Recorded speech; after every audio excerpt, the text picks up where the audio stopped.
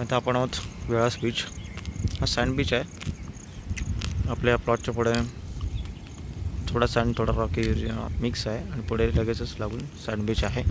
हा मेन डांबरी रस्ता हा पुढे हातगाव गावाला जातो।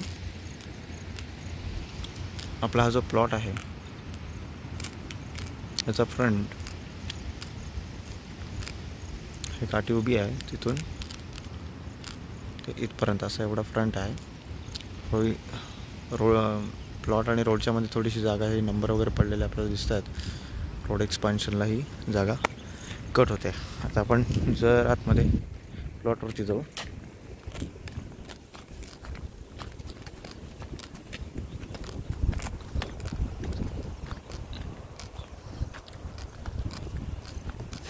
जमीन जी आहे हे पूर्ण मासाळ जमीन आहे। हा असा प्लॉट वरपर्यंत गेलेला आहे। हा जो टॉप आहे असा पुन्हा हा खाली उतरतो।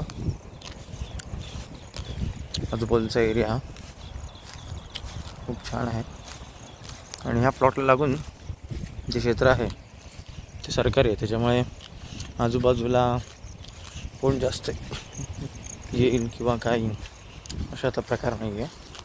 फार सुंदर प्लॉट आहे। 41 गुंठ्याचं हे क्षेत्र आहे। जुने असेसमेंट उतारे पण आहे तिथे आणि त्याच्यामुळे बांधकामाला सुद्धा आपल्याला काही अडचण वगैरे काहीच येणार नाही।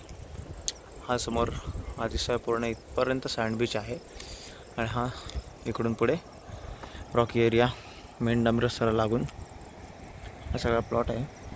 आपण अजून वरती गेलो तर अजून सुंदर छान व्ह्यू या प्लॉटला आणखीन मिळेल। टॉप व्ह्यू आपल्यासमोर कोणाचंच प्लॉट नाही आहे। समोर जो दिसतोय हा एरिया हा दिव्यागीर बीच आहे, हा वेळास बीच आणि हा पुढे हातगाव बीच। पण पूर्ण जरा एक व्हिडिओ फुल सर्कलमध्ये घेऊया।